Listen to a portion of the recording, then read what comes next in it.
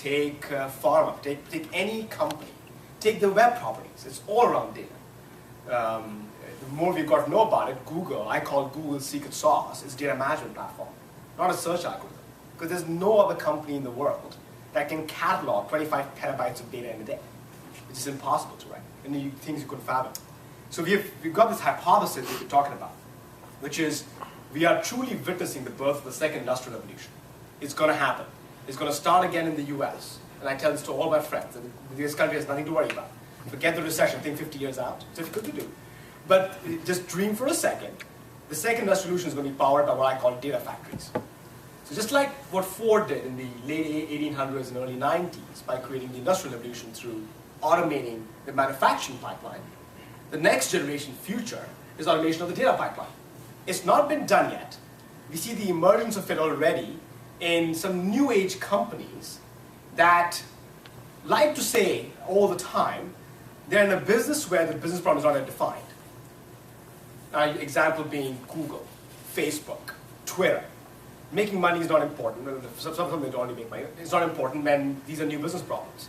But as we research the area and try to apply the same concepts to real industries, in this case, a very big one, aka financial services, we realize the same concepts, the same intrinsic concepts, translate very well to solving other real-world problems, where the problems are very well known and have actually huge billion-dollar numbers around it. And it's because it's very new, opens up a huge spate of responsibility but also innovation in areas that haven't seen it today. And that's what we call big data. The core concepts, again I said, very commonsensical.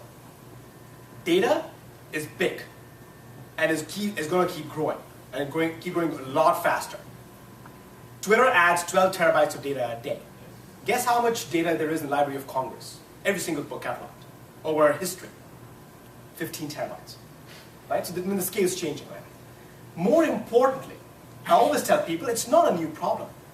We've always had data.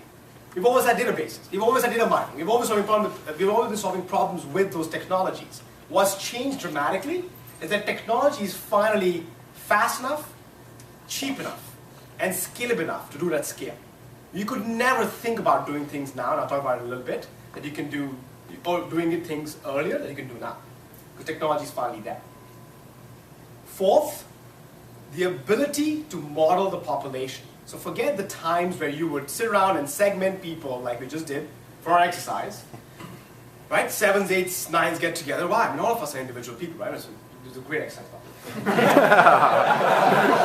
All of us are individual people. No two people look alike. And the ability for companies to treat you as you finally exists. And lastly, data will be the core asset that will power the next generation of innovation. In my words, the next industrial revolution, and cause for the creation of either new business models or massive disruption of old ones because of this core asset. So basic commonsensical things, right? And I'm going to talk about all of them today. I was supposed to talk about big data in the future, but I'm not going to talk about that. I'm going to talk about distance. Hope that's okay. I did that. Andy said I met him first time in Chennai, and it's true. The biggest contribution of Andy to my life is George Carlin. Because I think the guy was the smartest human being to have trolled the planet, right? And he has some very, very smart ideas, like this one.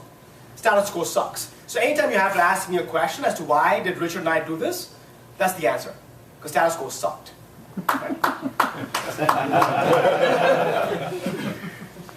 That's what we're going to talk about. Don't waste that time and money on the slide.